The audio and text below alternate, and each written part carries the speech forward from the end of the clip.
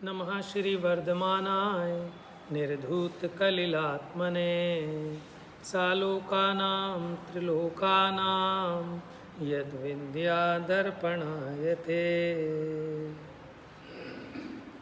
यह प्रथम अधिकार रत्नकरण श्रावकाचार आचार्य समंत भद्र द्वारा विरचित। यहाँ सम्यक दर्शन का प्रकरण चल रहा था कि जो सम्यक दर्शन है वो 25 दोषों से रहित होता है, ठीक है, 8 अंगों से सहित होता है। अब यहाँ सम्यक्त्व की उत्पत्ति आदि के भेद बताए।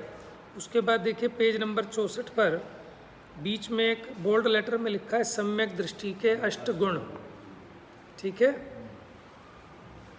सम्यक दृष्टि के 8 अन्य गुण भी प्रकट होते हैं जिनसे उसका स्वयं का तथा दूसरों का सम्यक्त्व जान लिया जाता है। देखो ये प्रश्न खड़ा होता है कि सम्यक दृष्टि की पहचान कैसे करें, है? जैसे क्योंकि जो सम्यक दर्शन सहित है वो सुपात्र है और जो सम्यक दर्शन से रहित है वो अपात्र है, कुपात्र है। अब जैसे क्या है ना कि सम्यक दृष्टि मुनि को ही नमस्कार आदि करना, आहार आदि करना, तो प्रश्न हमारा ये खड़ा होता है कि हम क्या पता लगा सकते हैं सामने वाला सम्यक दृष्टि है कि मिथ्या दृष्टि है। क्योंकि सम्यक दर्शन तो वो आत्मा का सूक्ष्म परिणमन है, आप उसकी श्रद्धा को क्या पकड़ सकते हो, हैं? और जब तक आप अगर पहचान नहीं करोगे तो फिर व्यवहार का लोप हो जाएगा। आप अगर इतना भी नहीं पहचान पाएँ कि सम्यक दृष्टि या मिथ्या दृष्टि है तो पात्र अपात्र का निर्णय कैसे करेंगे। और बड़े ग्रंथों में ऐसा लिखा कि आपके घर में अनाज फालतू हो तो अंधे कुएं में डाल देना, लेकिन अपात्र को नहीं देना, कुपात्र को नहीं देना। तो फिर हम निर्णय करना भी जरूरी है कि ये सम्यक दृष्टि है कि मिथ्या दृष्टि है। क्यों निर्णय करना है? उसके छोटे बड़े के लिए नहीं, अपने प्रयोजन के लिए। मानो हमें कहीं दान देना है तो हमें निर्णय करना पड़ेगा ना कि कहाँ दान दें, किस संस्था में दान दें, कौन अच्छा इसका यूटिलाइज करेगा धर्म के हिसाब से, कौन अपने खा पी कर उड़ा देगा, है? तो निर्णय करना पड़ेगा ना। तो इसलिए अपने लिए भी और पात्र अपात्र के निर्णय करने के लिए भी कि सम्यक दृष्टि है या नहीं है, उसकी पहचान के चिन्ह क्या बताए। देखो तो ये सम्यक दृष्टि के 8 अन्य गुण भी प्रकट होते हैं जिनसे उसका स्वयं का तथा दूसरे का सम्यक्त्व जान लिया जाता है। बस आप इसके द्वारा अनुमान लगा सकते हैं। बाकी तो जो सम्यक दर्शन है वो केवल ज्ञान गम्य है। केवल ज्ञानी जान सकते हैं कि सम्यक दृष्टि है कि मिथ्या दृष्टि है। क्यों कि अभी क्षण में सम्यक दृष्टि हो जाता है और क्षण में गिर भी जाता है। वो परिणाम इतने भीतर के सूक्ष्म हैं।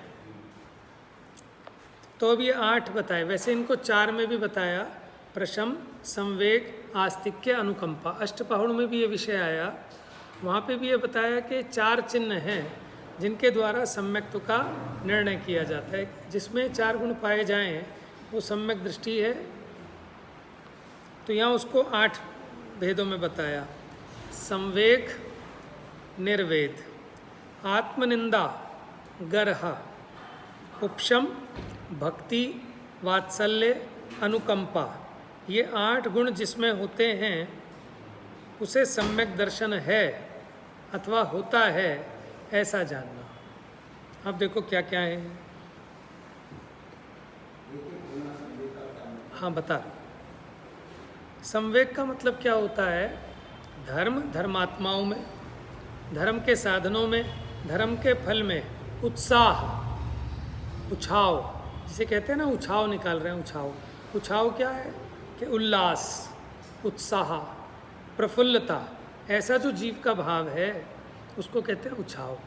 अब इसे घर गृहस्थी के काम में तो उछाव आता है, ठीक है। अपने बच्चों की शादी हो चलो ठीक है, किसी दूसरे की भी शादी हो वहाँ भी उछाव आता है, तभी तो उछलता है। उछाव के बिना थोड़ी ना उछलता है? लेकिन धर्म में, धर्म के कार्यों में वहाँ उछाव नहीं आता। वहाँ मुझे पूछेंगे तो मैं आऊँगा, मुझे नहीं पूछेंगे मैं नहीं आऊँगा। तो इसे उछाव कहाँ है? इसे अपनी मान कसाय का उछाव है या जिनेंद्र परमात्मा का, जिनवाणी का, जिन धर्म का उछाव है, ठीक है, जिसे जिन धर्म का उछाव हो वो कहे चाहे 100 गाली दो, अपने बच्चे 100 गाली दें तो भी हम उसका मोह छोड़ देते हैं क्या? उसका करना छोड़ देते हैं, उसको खाना देना छोड़ देते हैं, उसकी सेवा शुश्रूषा छोड़ देते हैं?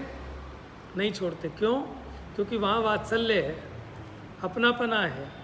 लेकिन धर्म में, देव गुरु शास्त्र में इसको वात्सल्य नहीं है, अपनापना नहीं है, तो जरा जरा सी बात पर नाराज होता है, शर्तों पे हैं, वहाँ भी शर्त रखता है।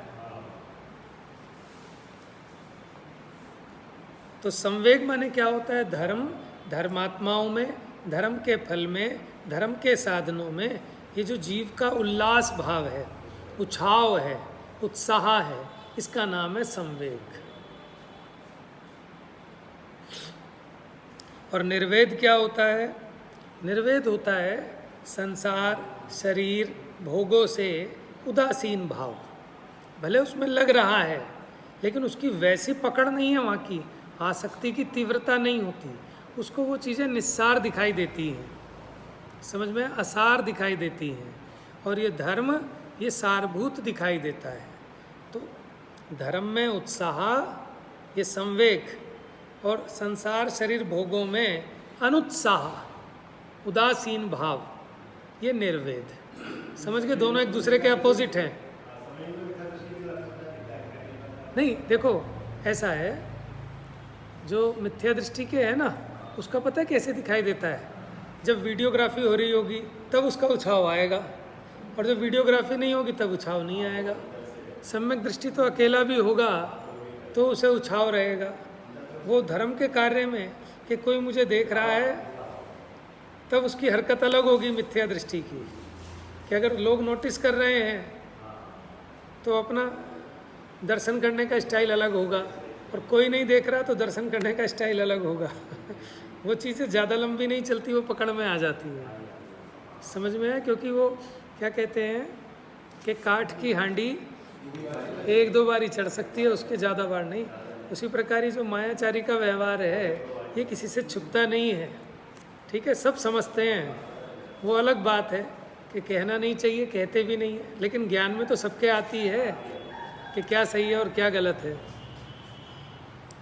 कहने वाले कह भी देते हैं, देख नौटंकी चालू हो गई, तो वो अपने को ही चल रहा है। अच्छा, ऐसी आत्मनिंदा, जो सम्यक दृष्टि होता है उसको अपने दोष भी दिखाई देते हैं, तो उन दोषों की निंदा भी करता है अंदर में, कि अरे मेरे में ये कमी है, मुझे अपनी इस कमी को मेटना है। ठीक है, जब मैंने समझ लिया कि 5 इंद्रिय के विषय भोगों में सुख नहीं है, तो भी मेरी परिणति इन 5 इंद्रिय के विषयों में क्यों जा रही है? जब मुझे समझ में आ गया धन से सुख नहीं है, तो फिर धन में मेरा मोह क्यों जा रहा है?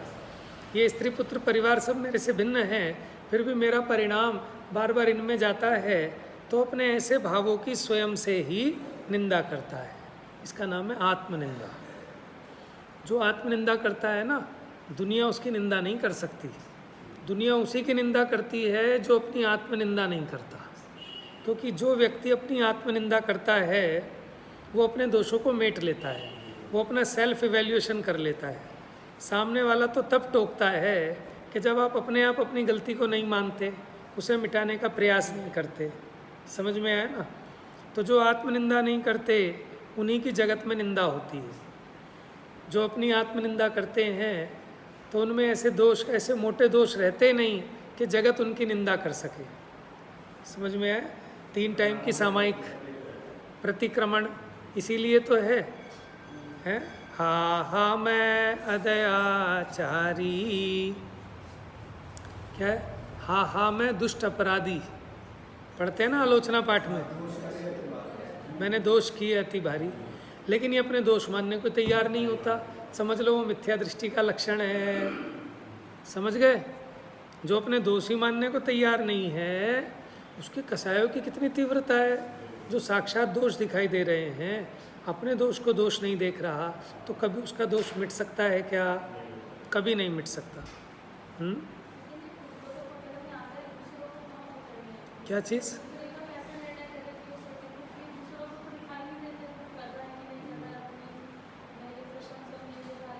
देखो ऐसा है, हर एक व्यक्ति का एटीट्यूड बता देता है।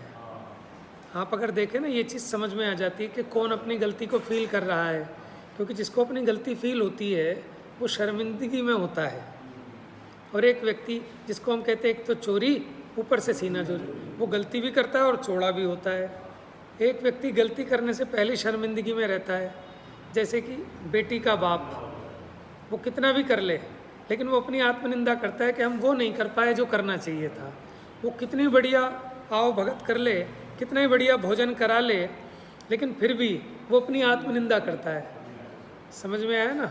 आपको समझ में आ रहा है वो भाव, कि उसको लगता है कि नहीं, मेरे को तो और बहुत अच्छा करना चाहिए था। तो ऐसे ही जो सम्यक दृष्टि है, वो ये नहीं सोचता कि मैं सम्यक दृष्टि हूँ, वो सोचता है अरे ये मनुष्य पर्याय की सार्थकता संयम धारण करने में थी और मैं संयम धारण नहीं कर पा रहा, तो वो चौड़ा होगा कि शर्मिंदा होगा।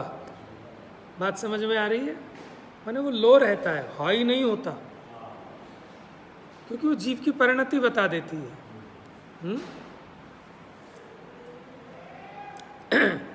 ऐसे ही गरहा, देखो निंदा और गरहा में सिर्फ अंतर इतना है, एक स्वयं के सामने अपने दोषों को कहना, एक गुरु के समक्ष अपने दोष प्रकट करना। समझ में? अपने से जो बड़े हों, ज्ञानी, क्योंकि उसमें भी मान कषाय ढीली चाहिए। आप अपने आप में तो विचार लिया आपने कि हाँ मेरे से गलती होगी, लेकिन अपना कोई पूज्य है, अपने से कोई बड़ा है, अपने घर में समझदार है, उसके सामने अपने दोष कहे तो उसमें और मान कसाई ढीली करनी पड़ेगी। मान कसाई के कारण ये अपने दोषों को गुरु के सामने नहीं कहता। तो ये दूसरा है गरहा है। देखो ऐसा है, प्रतिमा जी के सामने इसलिए करने को कर लो, लेकिन प्रॉब्लम क्या है कि भगवान तो वीतरागी हैं ना, वो आपको कुछ कहेंगे, आप सही करो गलत करो। तो गरहा का पर्पस ये होता है कि फिर गुरु मार्गदर्शन करते हैं। यहाँ थोड़ी ना घबरा रहे हो आप कुछ कहने से, लेकिन गुरु के सामने कहना पड़े, वहाँ इसको अपनी कसाय को थोड़ा सा छोड़ना पड़ता है। प्रतिमा के आगे तो कुछ भी कह लोगे, किसको क्या पता है। प्रतिज्ञा भी ले लोगे प्रतिमा के आगे, प्रतिमा के आगे भी लेनी है, तो फिर वो समाज के बीच ली जाती है ताकि 100 लोगों को पता चले कि इसने व्रत अंगीकार किया है। क्योंकि अपने अंदर में भी एक भय रहता है कि अरे बेइज्जती होगी, धर्म की निंदा होगी, तो फिर आपका व्रत टूटता नहीं है। और जब आपको पता हो, किसी को तो पता ही नहीं है मैंने प्रतिज्ञा ली थी, तो आपका अंदर का मन आपको प्रेरित करता है, अरे किसको पता है, छोड़ना। तो इसलिए प्रतिज्ञा गुरु के समक्ष लेनी चाहिए। गुरु नहीं है तो समाज के समक्ष।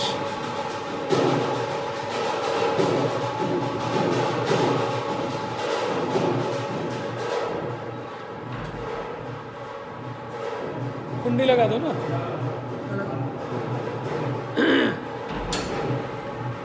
तो फिर समाज के समक्ष लेनी चाहिए, टूटती नहीं है वो प्रतिज्ञा आराम से।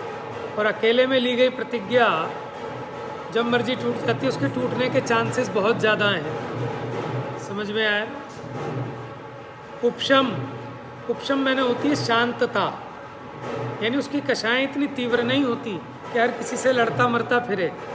उसके परिणामों में उपशम भाव होता है, मंदता रहती है कषायों की। भक्ति माने उसे देव गुरु धर्म के प्रति, ज्ञानियों के प्रति भक्ति का परिणाम रहता है। समझ में? जो भी अपने से गुणों में अधिक हो उसके प्रति भक्ति का भाव होता है। वात्सल्य, जो अपने साधर्मी हैं, अपने से छोटे हैं, जैसे माँ को अपने पुत्र के प्रति वात्सल्य होता है, वो कितनी गलतियाँ करें, माँ छुपाती है कि उजागर करती है। पड़ोसी से कहेगी माँ कि मेरा बेटा इतना बिगड़ गया है, शराब पी के आया रात को। समझ में आया? और कोई पड़ोस वाली कहे भी कि भाई तुम्हारा लड़का शोर मचा रहा था, अरे कुछ नहीं, वो तो ऐसा कुछ नहीं है। छिपाएगा कि नहीं छिपाएगा? लेकिन छिपाएगा वो भी अपने बच्चे के स्थितिकरण के लिए, उसको समझाने के लिए, बिगाड़ने के लिए नहीं। ऐसे जिसको धर्मात्माओं में, साधर्मियों में वात्सल्य होगा, वो उसके दोषों का बखान नहीं करेगा, उसके दोषों को छिपाएगा। और उसे अकेले में समझाएगा। अब माँ अंदर कमरे में उसको ताड़ना देगी कितनी कि तेरा खाना पीना बंद, आज से तेरा घर से बाहर निकलना बंद, लेकिन बाहर में कोई कह के तो दिखाए। समझ में आया?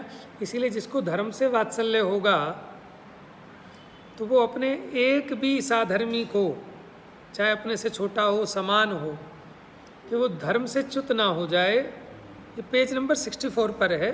अभी तो मैं अपने आप से खुलासा कर रहा हूँ, पढ़ेंगे अभी आगे 8 जो गुण बताए हैं। तो वो क्या करेगा कि बाहर में उसके दोष किसी से कहेगा नहीं, कोई कहेगा भी तो उसका निषेध करेगा, तभी तो वो स्थितिकरण होगा उसका। आप उसकी निंदा करोगे भरे बाजार में तो वो सुधरेगा क्या? हम बच्चों को पढ़ाते हैं, अब कुछ बच्चे ऐसे होते हैं जो बिल्कुल नहीं पढ़ते, बिल्कुल ठठ, पढ़ना ही नहीं, कसम खा के आए हैं। हम उनकी बेइज्जती करें तो बिल्कुल भी नहीं सुधरेंगे, और हम उन्हें अप्रिशिएट करें कि अपना टाइम ख़राब नहीं करते लिखने में, ये दिमाग लगा के समझ रहे हैं कि तुमसे आगे जाएंगे, और उनका एक भी गुण हो उसकी हम प्रकाशन करें तो वो बच्चा भी अंदर में लगता है फिर धर्म पे। नहीं तो धर्म से टूट जाएगा, कहेगा लो संभालो अपनी धर्मशाला, हमें पढ़ना ही नहीं, हम तो बदमाश हैं, हम तो पापी हैं, हमें तो समझ में आएगा ही नहीं, हम नहीं समझ रहे। तो छूट गया ना धर्म से। माने हम में इतनी ताकत नहीं है कि हम एक व्यक्ति को जिन धर्म पे लगा सकें, तो कम से कम इतना तो करें कि कोई धर्म से हट ना जाए। है अगला है अनुकंपा। अनुकंपा माने जो भी पंडित जी साहब ले रहे थे ना, सत्वेषु मैत्री, के समस्त प्राणी मात्र के प्रति मैत्री का भाव, उसका नाम है अनुकंपा। आप चल रहे हो ना, थोड़ा देख के चलो। आप में अगर अनुकंपा का भाव होगा तो आप देख के खाएंगे, देख के चलेंगे, रात्रि में चूल्हा नहीं जलाएंगे। तो भैया मैं एक बार गैस भी जलाऊंगा ना पानी गर्म करने को भी, अनंत जीव मर जाएंगे। अग्नि का एक को तो चलो छोड़ दो, वो तो दिन में भी है रात में भी हैं, लेकिन रात्रि में वातावरण में इतने सूक्ष्म जीवों की उत्पत्ति हो जाती है। आप बताओ दिन में मच्छर ज़्यादा काटते हैं घर में कि रात में? दिखाई देता है ना सबको, ये तो मोटे मच्छर की बात है। आप सोचो छोटे सूक्ष्म जीव कितने ज़्यादा पैदा हो जाते हैं रात में। अब जिसको प्राणी मात्र के प्रति अनुकंपा होगी, दया का परिणाम होगा, वो कहेगा भाई सब पानी अगर पीना ही है ना तो ठंडा ही पी लूँगा, आप चूल्हा मत जलाओ। समझ में आया ना? अनुकंपा लकीर के फकीर की बात नहीं है, ऐसा तो कहीं लिखा ही नहीं शास्त्र में। अरे शास्त्र में तो कुछ लिमिटेड बात ही कही जा सकती है, लेकिन आपके परिणामों में अनुकंपा होगी तो आपकी एक एक क्रिया विवेकपूर्ण होगी अपने आप, ऑटोमेटिक। समझ में आया? तो ये 8 गुण हैं। अब ये समझो ये 8 गुण जिसमें होते हैं वो सम्यक दृष्टि है। और हम भी अपने अंदर, अब लोग कैसे बसते, अरे हम तो मिथ्या दृष्टि हैं, हमें काहे को समझा रहे हो?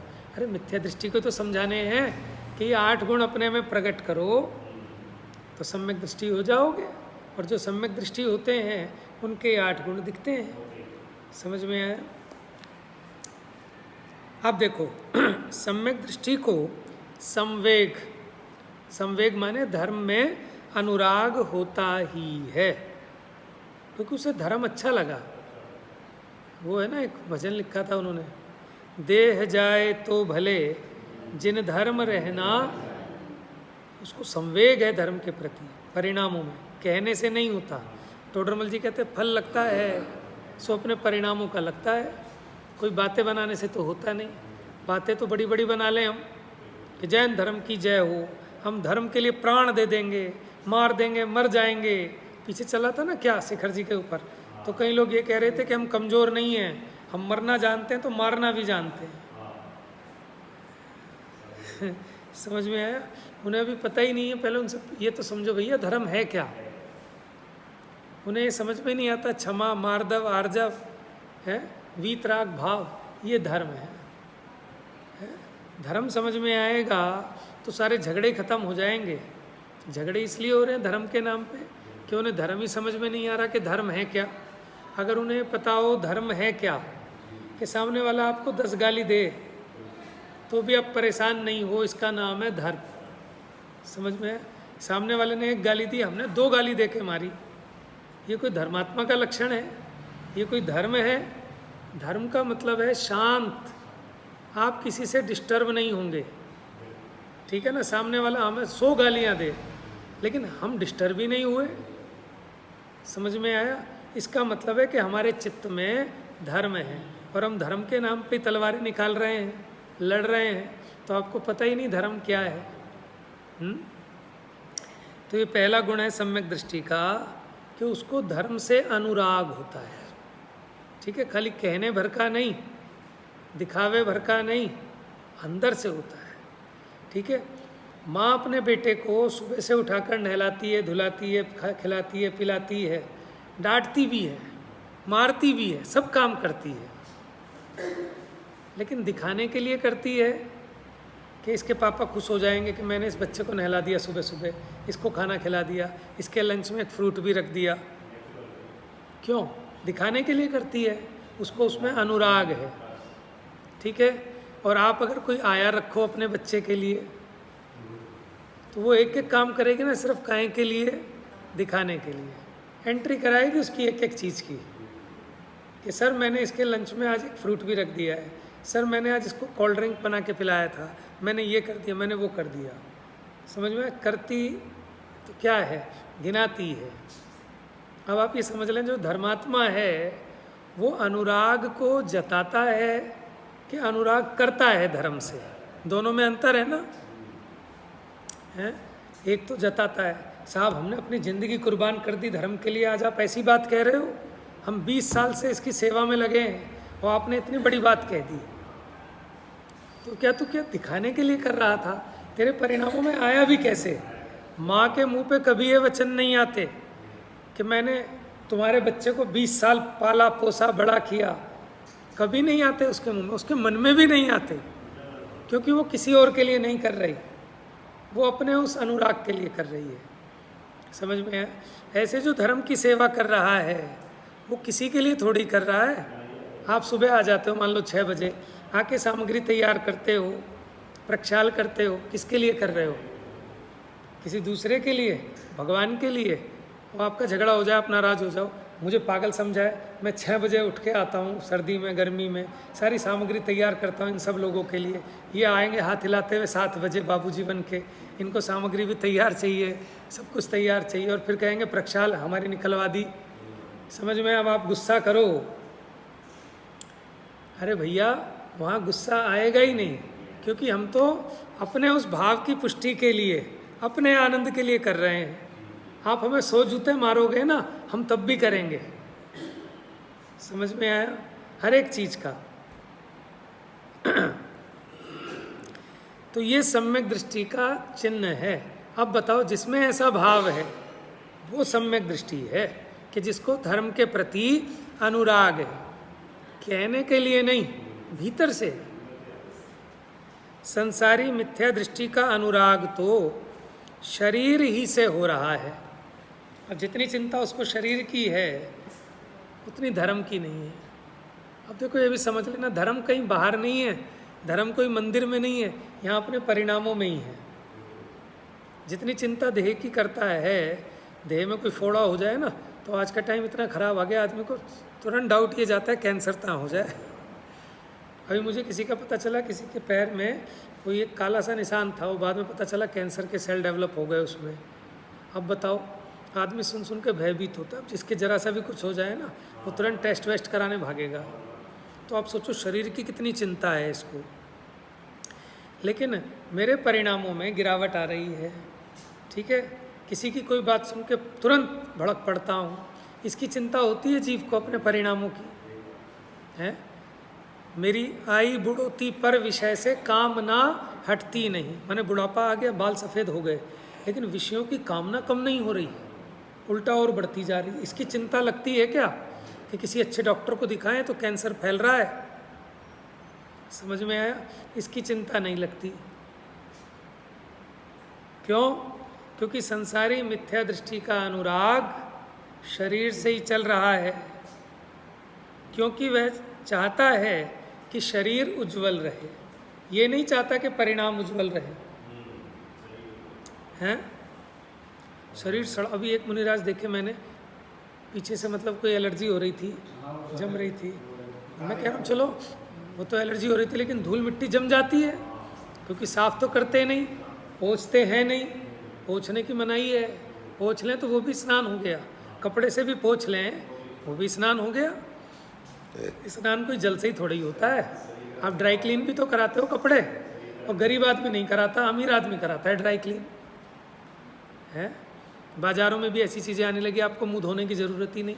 वो एक नैपकिन ऐसा आएगा, उसका नाम भी क्या है वाइप्स, पोंछने के लिए।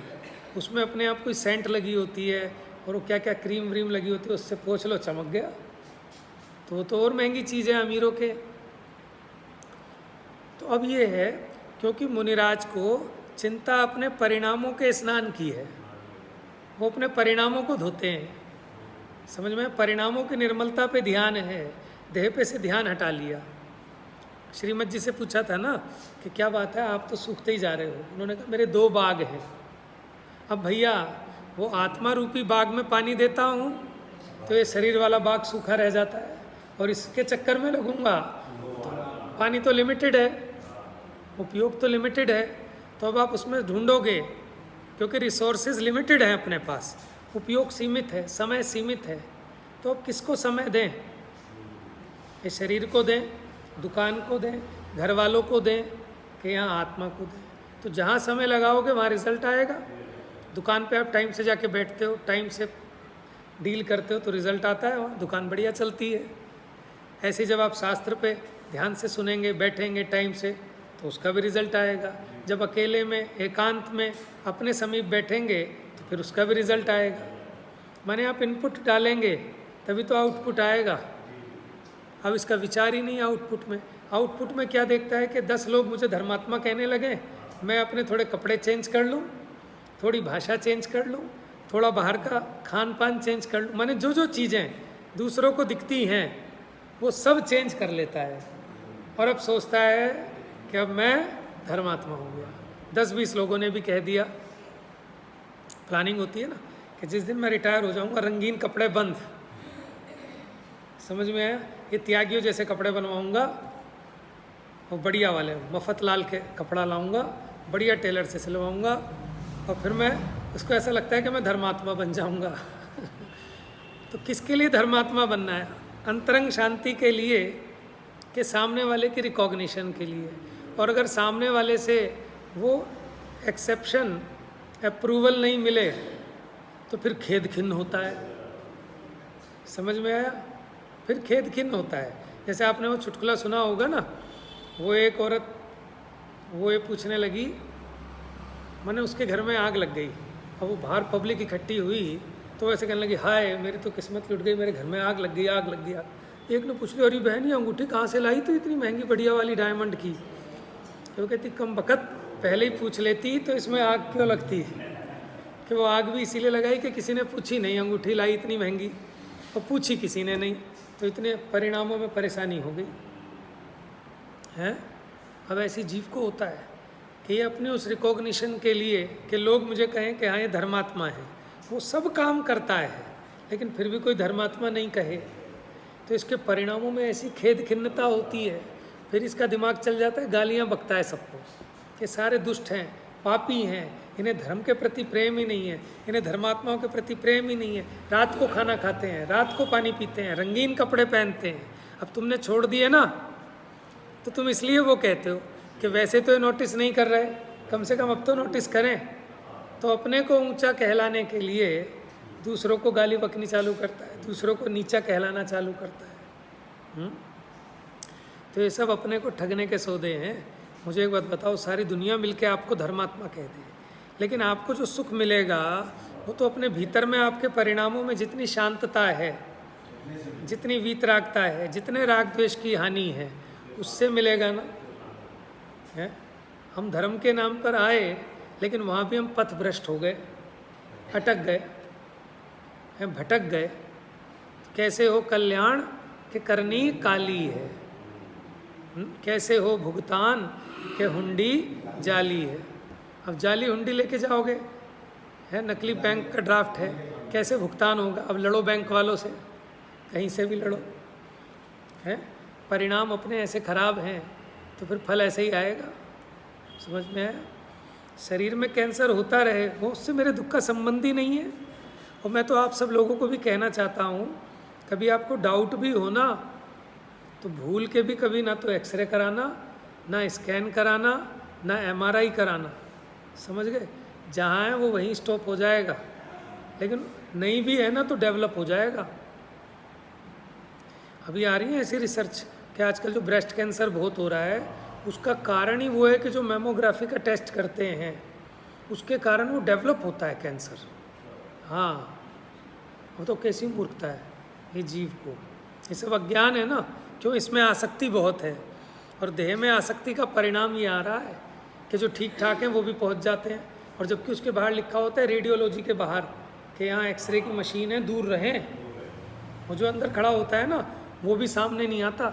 जब हमारा बच्चा छोटा था हम उसका एक्सरे कराने गए, तो जो एक्सरे करने वाला वो तो एक ब्लैक कलर का पर्दा, उसके ऊपर से उसने एक जैकेट पहनी, दूर छुप के कर रहा है, बाहर गेट बंद, और हम अपने बच्चे के साथ खड़े हैं उसका एक्सरे कराने के लिए। उसको भी कोई अगर वो पहनाएंगे तो फिर उसका एक्सरे कैसे होगा? तो हमने भी कोई जैकेट नहीं पहनाई, हमें भी। ठीक है, अब आप ये सोचो कि वो चीज़ कितनी घातक होगी, हैं? वो जो रेज़ हैं वो कितना नुकसान पहुंचाने वाली है। तो हम तो ये कह रहे हैं होगा ना, लेकिन दुर्गति नहीं होगी। कैंसर भी होगा, दुर्गति नहीं होगी, सड़ सड़ के नहीं मरोगे, क्योंकि जो आकुलता है ना दिमाग की वो आपको ज़्यादा परेशान करती है, और फिर आपका उदय भी पलटेगा। शरीर में अगर आपकी आसक्ति है तो असाता कर्म का तीव्र आश्रव बंद होता है, उसी हिसाब से उदय आता है। जिन लोगों के पास पैसे हैं ना, मेडिकल का इंश्योरेंस है जिनके पास, वही लाइन में लगे रहते हैं वहाँ हॉस्पिटलों में। जिनकी जेब में पैसे नहीं है, इंश्योरेंस कार्ड भी नहीं है, उन्हें हॉस्पिटलों में जाना भी नहीं पड़ता। तो ऐसे परिणामों का ही तो फल है, समझ में आया? तो यहाँ कसाय कर करके कमाएं और फिर डॉक्टरों के यहाँ लुटाएं, क्या समझदारी है उसमें?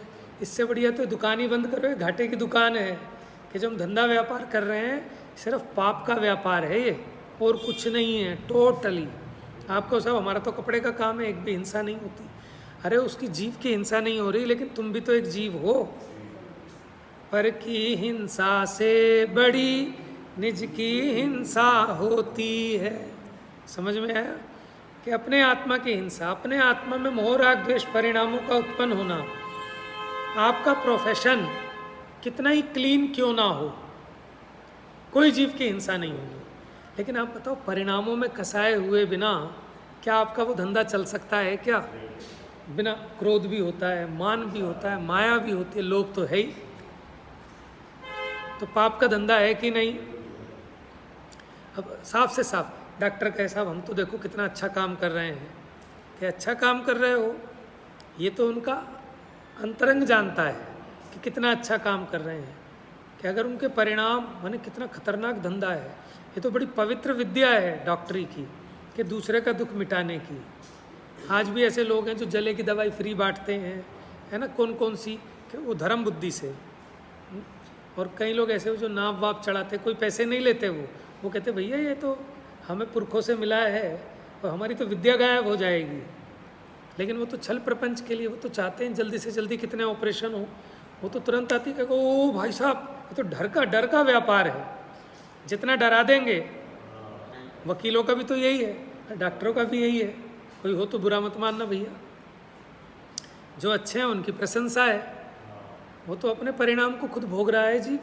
मुझे आश्चर्य होता है कि माने जिस चीज़ का वो स्पेशलिस्ट डॉक्टर है, उसकी संतान उसी रोग से मर रही है। तो भैया हम क्यों जाएं इसके पास, जब ये अपने बच्चे को नहीं बचा पाया है।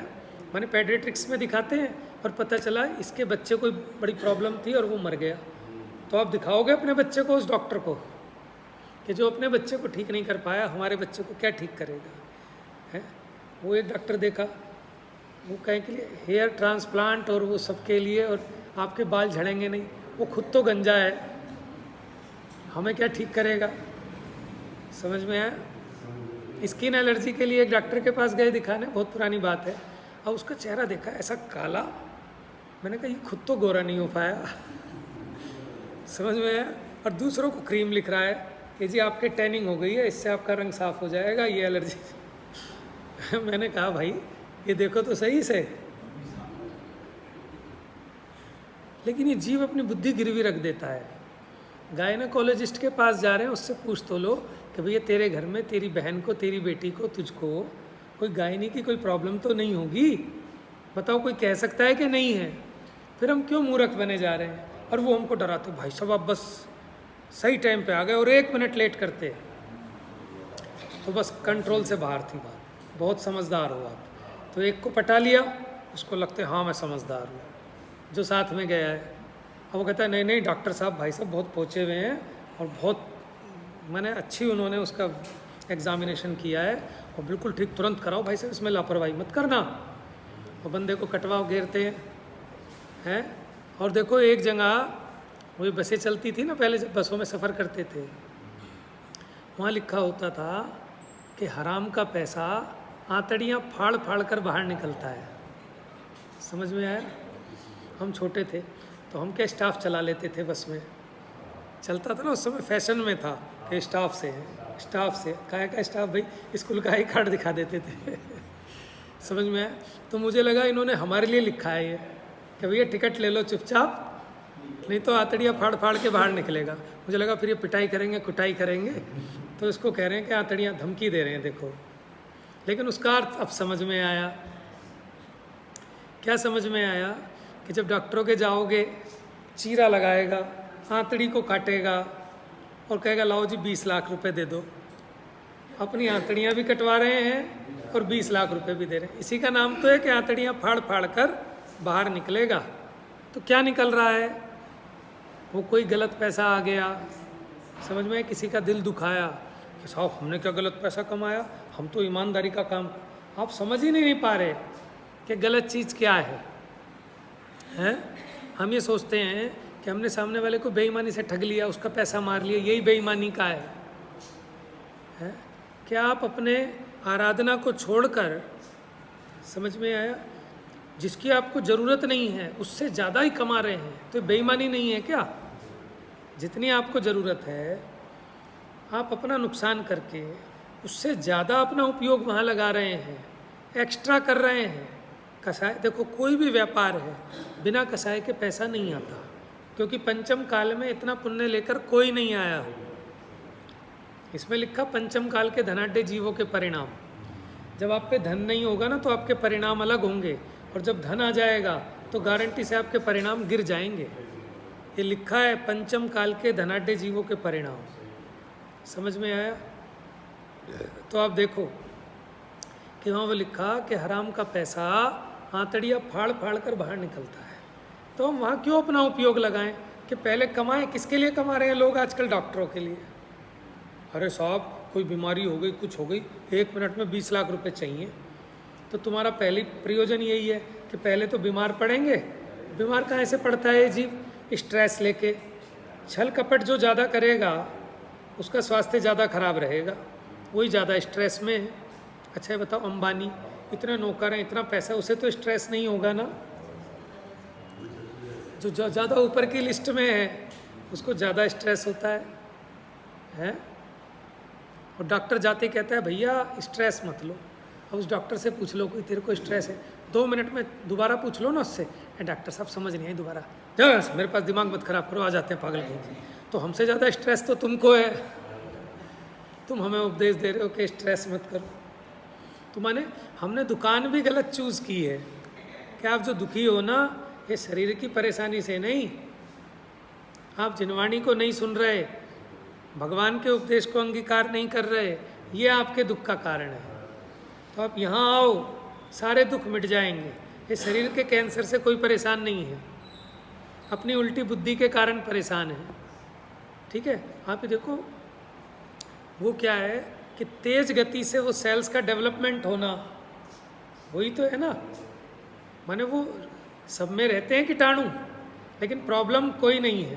प्रॉब्लम कब है कि जो वो एकदम तेज़ी से मल्टीपल रूप में डेवलप होने लगते हैं। ऐसी पथरी सबके रहती है थोड़ी बहुत, कोई परेशानी नहीं है। लेकिन परेशानी कब होती है? जब वो उठा-पटक मचाने लगे अंदर में, कहीं अटकने लगे, फंसने लगे, उछलने लगे। नहीं तो कई लोगों को 20 साल बाद पता लगता है कि इतनी बड़ी पथरी, अरे क्या हुआ, और उसने आज तक खटपट ही नहीं मचाई। अब आप ज़्यादा छेड़छाड़ करोगे, रोज़ अल्ट्रासाउंड कराओगे, तो वो फिर डिस्टर्ब होगी वहाँ से हिलेगी। समझ में आया? तो इसलिए उन चीज़ों की टेंशन छोड़ दो, वो तो उदय प्रमाण होना है। हम तो अपने परिणामों को निर्मल कर सकते हैं, उसकी शुद्धि कर सकते हैं, तो उसकी शुद्धि पे ध्यान दें। समझ में आया? माने जब तक बच्चे छोटे थे तो मजबूरी थी, लेकिन अब बच्चे अपने पाँव पे खड़े हो गए, अब मैं अपना एक समय भी क्यों खराब करूं? समझ में आया ना? और ये सब बोनस है, समझ लो। 40-40 साल में लोग जा रहे हैं, और हम अगर 50 के हो गए, 45 के हो गए, तो ये बोनस है। अब इंतज़ार मत करो। कोरोना भी आके समझा के चला गया। भरत चक्रवर्ती ने कहते हैं एक सेवक तो इस काम का था कि वो निरंतर घंटी बजाता था, अलार्म, कि चेत भरत चेत काल झपट्टा मारे, चेत भरत चेत काल झपट्टा मारे। ऐसे हम सबको भी रख लेना चाहिए एक नौकर। जब दुकान पे नोट गिन रहे हो, माल बेच रहे हो, तो बार बार कहे मालिक मालिक मालिक। आप 50+ हो गए हो, 40 में भी लोग जा रहे हैं, किस चक्कर में उलझे हो? रखेंगे कोई नौकर? देखो उनका पुण्य का उदय ऐसा, सुबह उठते ही उन्हें मंगलाचरण, मंगल गान होते थे चक्रवर्ती के लिए। और उसमें कैसा, माने वो पंच परमेष्ठी का गायन, संसार शरीर भोगों के स्वरूप को बताने वाले गीत, इस तरह के सुबह सुबह वो मंगल गान होता था। और वो उठते ही सामायिक करते थे। समझ में आया? तो ऐसा था। अभी जीव इन चीज़ों पे तो सोचता नहीं। क्या सोचता है? घर के बाहर बढ़िया टाइल लगवा लो, ठीक है, मुंह पे बाल उड़ गए तो बाल लगवा लो। अब क्या करोगे? अब बुढ़ापा आ गया, सब काम निपट गए, तो माने इसकी बुद्धि वहाँ तो चल रही है, लेकिन अपने को सुखी करने में नहीं चल रही, तो उससे सुख का संबंध है ही नहीं है। तो ये कह रहे हैं कि सम्यक दृष्टि को धर्म से अनुराग होता है, और धर्म कहीं बाहर में नहीं है, धर्म यहाँ परिणामों में है। तो वो अपने परिणामों की निर्मलता पर है, अपने परिणामों की उज्ज्वलता पर काम करता है। माने अगर आपको असाइनमेंट लेना है ना, प्रोजेक्ट लेना है, तो ये प्रोजेक्ट है मेरा कि मैं मेरे परिणामों को निर्मल करूँगा, मैं अपनी क्लीनिंग करूँगा। होता है ना, हफ्ते में एक छुट्टी वाले दिन आदमी सोचता है कि आज पेट वेट बड़ा गड़बड़ हो रहा है महीनों से, आज मेरी छुट्टी है, आज मैं अपने पेट को क्लीन करूँगा। तो सुबह उठते ही आदमी त्रिफला खा लेगा, कोई ऐसा चूरन खा लेगा, कुछ ऐसा उपचार करेगा कि विरेचन हो जाए सारा, और भोजन नहीं करेगा। क्यों? कि अंदर से क्लीनिंग हो गई, फिर रिफ्रेश हो जाता है।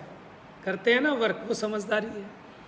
तो ऐसे ही ज्ञानी धर्मात्मा अपने परिणामों की उज्ज्वलता के लिए, अपने परिणामों की सफाई के लिए फोकस रहते हैं। वही उनका असाइनमेंट है। जिनवानी पढ़ेंगे तो किस लिए? अपने परिणामों की उज्ज्वलता के लिए। पूजा करेंगे तो इसलिए, चर्चा करेंगे तो इसलिए, तीर्थ यात्रा करेंगे तो इसलिए, क्योंकि उनके पास असाइनमेंट है। और हम कर रहे हैं देखा देखी सिर्फ। वैसे ही कि आप डॉक्टर के जा रहे हो, बच्चा कहता है मम्मी मैं भी चलूँगा, मैं भी चलूँगा, तो आ गया वो, तो ऐसे ही उसका कोई प्रयोजन थोड़ी ना है। ऐसे ही हम और आप भी बिना किसी टारगेट के, बिना किसी सोच समझ के कि भैया सुबह आना है, पूजा करनी है, फिर शास्त्र पढ़ना है, फिर एक बार सामायिक करनी है, फिर आलोचना पाठ पढ़ना है, फिर स्तुति करनी है, फिर 2 माला फेरनी है, फिर रात को स्वाध्याय सुनना है, तो ऐसे ही कर रहे हो कि कोई प्रयोजन विचार के कर रहे हो। जो प्रयोजन विचार के करेगा वो आउटपुट पे ध्यान देगा कि मैंने 1 घंटे स्वाध्याय किया, मेरे परिणामों में कुछ अंतर आया कि नहीं, दवाई खाई, कुछ दर्द में आराम पड़ा कि नहीं। और जो वैसे ही खा रहा है, जैसे बच्चे खाते हैं ना वो होम्योपैथी की वाइट गोली, ऐसी शौक शौक में डिब्बी भर भर के खा जाते हैं, तो वो कोई उपचार थोड़ी चल रहा है। तो इसलिए जिसको ये समझ में आएगा कि धर्म क्या है, धर्म कहीं बाहर में नहीं होता, आत्मा में होता है। आत्मा की शुद्ध दशा का नाम धर्म है, धर्म सुखरूप दशा का नाम है। तो अब वो धर्म करना है, उसके ये सब साधन है, पूजा पाठ स्वाध्याय संयम तप त्याग आदि सब। तो वो करते हुए उसकी दृष्टि उस आउटपुट पे रहेगी कि मेरे परिणामों में कितनी निर्मलता हुई। और उसको दिखाई देता है कि जब मैं संसार शरीर भोगों में लगता हूँ तो मेरा कितना नुकसान होता है। देखो जो अमीर लोग होते हैं ना, माने जिनका अच्छा व्यापार होता है, वो कहते हैं भाई साहब एक दिन दुकान बंद करूँगा ना, सीधा 1 लाख का नेट लॉस है। तो किसी रिश्तेदार की शादी में नहीं जाते, कहीं नहीं जाते, लिफाफा भिजवा देंगे। अरे भाई साहब 1 लाख कमाऊंगा, 11,000 भिजवा दूंगा, वो ज़्यादा बढ़िया है। 90,000 का ही फ़ायदा है। फिर भी वो नहीं जाते किसी के, अपने बेटे के में भी चले जाएं तो बहुत बड़ी बात है, वो भी बस जहाँ जहाँ ज़रूरत है तो भी उनकी दुकान खुलती है। तो यानी उनको देखो कितने फोकस्ड हैं, लेकिन हमारा फोकस ही नहीं है, हम किस लिए कर रहे हैं इसकी खबर ही नहीं है, तो इसलिए रिजल्ट नहीं आ रहा। तो संसारी मिथ्या दृष्टि का अनुराग तो शरीर ही से हो रहा है, क्योंकि वह चाहता है कि शरीर उज्जवल रहे, कि शरीर तो उज्जवल रह जाएगा, लेकिन तेरा क्या लाभ है उसमें, ये बता। ये विचार ही नहीं करता। बलवान रहे, पुष्ट रहे, रहेगा चल, लेकिन तेरे सुख का संबंध है क्या इससे? अच्छा जितने पहलवान हैं वो तो सुखी होने चाहिए ना, वहाँ कहाँ बैठे हैं, जंतर मंतर पे बैठे हैं, उनका शरीर तो पुष्ट है, बलवान है, सुंदर है, सब कुछ है, फिर क्यों दुखी हो रहे हैं? शरीर से ममत्व होने के कारण ही वह अभक्ष्य भक्षण करके सुख मानता है। किसी ने कहती भाई साहब रात को खाना नहीं खाओगे, कमजोरी आ जाएगी, खाओ। तुझे नहीं पता कि शरीर पुण्य के उदय से अच्छा चलता है। भोजन नहीं करोगे ना, जिंदगी में कैंसर नहीं होगा, बीमारियां नहीं होगी। समझ में आया? इस शरीर में जितनी ज़रूरत है उतना डालोगे, वो है ईमानदारी। और इसको ज़रूरत से ज़्यादा इसमें डाल रहे हो, बेईमानी है। आपको हमने दावत में बुलाया, आप भरपेट आपने खाया, जितना आप घर में खाते हो। घर में आप 4 रोटी खाते हो, कोई बादाम नहीं खाते उसके साथ, किशमिश नहीं खाते, रबड़ी नहीं खाते। यहाँ आके आपने 4 की जगह 8 तो रोटी खाई। समझ में आया? और बादाम भी खा लिए और रबड़ी भी खा ली, तो पेट मान नहीं रहा, तो कोई बात नहीं, 2 दिन से खाया नहीं था, 2 दिन और नहीं खाएंगे, अब लपेट लो जितना है। उसके अलावा जेब में भी भर लिया, लोटा लेके जाते थे पहले लोग बाग, लोटे में भर लाते थे। अब बताओ बेईमानी है कि नहीं है? आप घर पे होते, ईमानदारी से सोचना, आप जब किसी दावत में गए हैं और आप अपने घर पे रहते हैं, आप अपने घर पे ऐसे मुट्ठी भर के बादाम खाते हैं क्या? तो वहाँ खा लिया आपने, वहाँ बना दे 4 गिलास मौसमी के जूस, तो भैया 20 रुपये के हिसाब से 80 रुपये तो ये वसूल हो गए। एक रबड़ी लगा दे, 100 रुपये वसूल हो गए। लिफाफा कितने का दिया है? 251 का। अब देखो 70-80 रुपये की कोई और चीज़ भी खानी है। मैं कह रहा हूँ 251 का लिफाफा दिया, 251 का खाया, मेरी दृष्टि में चलो वो ईमानदार है। लेकिन कौन ऐसा ईमानदार है कि जो सोचता हो कि 500 का लिफाफा दिया, अरे भाई साहब उसकी प्लेट ही 2000 रुपये की है, आपने प्लेट उठा ली, 2000 लग गए उसके। डब्बा वो बेचारे का 1000-2000 का डब्बा भी है। समझ में आया? लेकिन देखो परिणामों की बल, वो इस कैलकुलेशन से किसी को नहीं खिला रहा, लेकिन जिसके भीतर में इस तरह की कैलकुलेशन है वो कितना बेईमान है कि नहीं? अच्छा चलो अपने घर का भी खा रहे हैं, लेकिन पेट 4 रोटी की इजाज़त दे रहा है और आपने 6 खा ली, बेईमानी है कि नहीं? अब बताओ, अब ये नाराज़ होएगा कि नहीं होएगा? पेट, लीवर खराब होगा कि नहीं होगा?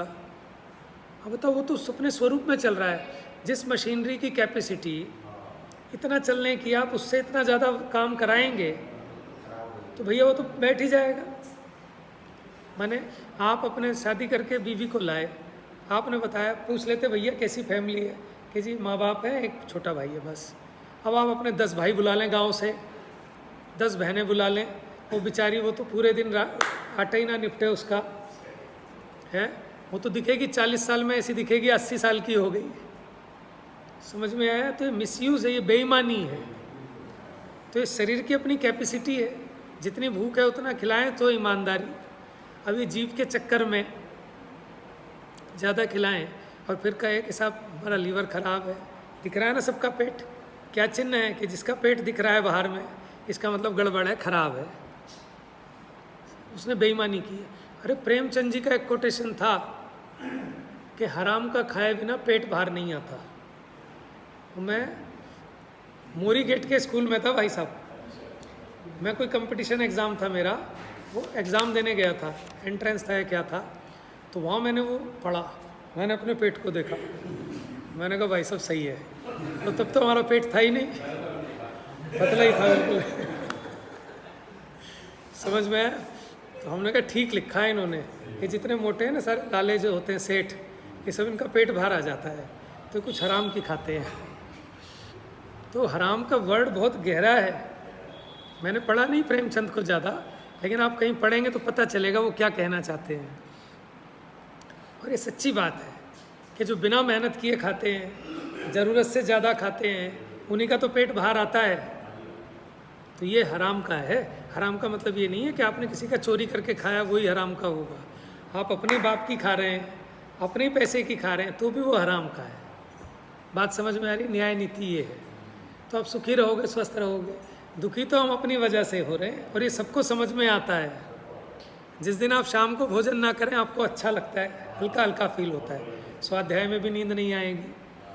जिस दिन आपने सुबह भी दावत हो गई और शाम को भी दावत हो गई, स्वाध्याय की छुट्टी हो जाएगी उस दिन। आ भी जाओगे तो यहाँ भी आके खराटे मारोगे, और ना भी मारो तो कुछ समझ में आने वाला, तो इसको अपना नुकसान समझ में नहीं आता। इसीलिए जो योगी हैं वो एक ही बार खाते हैं, कहते भैया एक ही बार खा लें बहुत है। एक बार खा के जब मशीन बढ़िया चलती है, क्या ज़रूरत है उसमें ज़्यादा डालने की। मैंने आप ही देखो, सारा का सारा साइंस है। हमारा जो चरणानी योग है, हाँ, हमारे यहाँ जो त्याग आदि की परंपरा है, वो सब बिल्कुल आपके शरीर के अनुकूल है, कुछ भी प्रतिकूल नहीं है। बात समझ में आई? अब किसी को लगता है अरे साहब हम मुनि कैसे बन जाए, देखो घर में थे, परेशानी हो गई तो इलाज हो गया ना। अब तुम्हारी इसी भावना से तो तुम बीमार पड़ते हो। जिसकी भावना ये होती है मुझे संयम को अंगीकार करना है, उसको बीमारी भी नहीं लगेंगी। समझ में आया?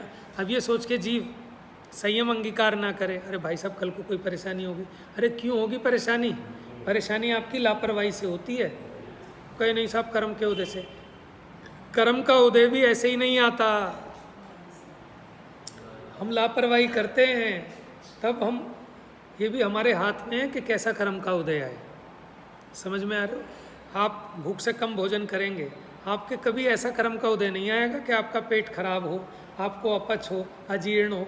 साइंटिफिक है सब, निमित्त नैमित्तिक पांचों समवाय होते हैं। आप भूख से ज़्यादा खाओगे, गरिष्ठ खाओगे, तो गारंटी से असाता का उदय भी ऐसे आएगा कि हॉस्पिटलाइज कराना पड़ेगा शाम को ही, है कि नहीं? ये क्या करता है? अरे साहब वो तो असाता कर्म के उदय से होता है शरीर, कि अभी आप समझे नहीं। फिर 5 समवाय होते हैं, जब भी कोई, आपकी भी असावधानी है कि नहीं है, वहाँ पर आपकी भी लापरवाही है। चलिए पूरा करते समय हो गया है।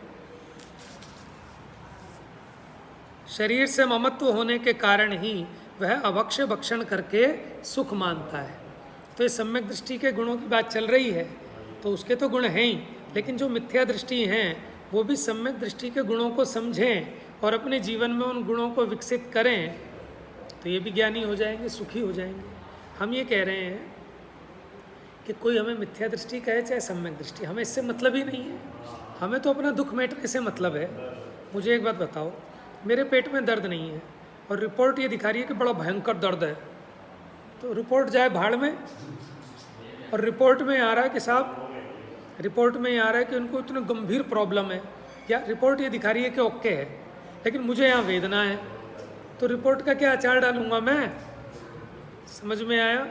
लेकिन आज हम रिपोर्ट के पीछे भाग रहे हैं, रिपोर्ट कार्ड माथे पे चिपका के, कि दुनिया ये कह दे कि ये धर्मात्मा है, ये सम्यक दृष्टि। अरे दुनिया का क्या करना है? तू सुखी है, तू सुखी है, इससे बड़ा लाभ क्या होगा? और दुखी है तो तू दुख मिटा, सुखी हो, क्या करना है? बेकार के झगड़ों में पड़ा है जी। समझ में आया? ये सफ़ेद कुर्ते की जगह काला कुर्ता पहनो, लेकिन ये तो थोड़ी सी मर्यादा है गद्दी की, ठीक है ना? उससे क्या फ़र्क पड़ रहा है? आप देखो, आपके परिणामों में फ़र्क पड़ रहा है तो आप पहनना, लेकिन दूसरे को दिखाने के लिए नहीं। आपको अगर मान लो सफ़ेद कपड़ा पहन के, हल्का कपड़ा पहन के आपको हल्का फील होता है, अच्छा फील होता है, कंफर्टेबल फील होता है, तो आप पहनना। अनकंफर्टेबल होता है तो नहीं पहनना। बात समझ में आई ना? चलिए, जा वाणी के ज्ञान से सूझे लो कालो, सो वाणी मस्तक नमो सदा देते हूँ।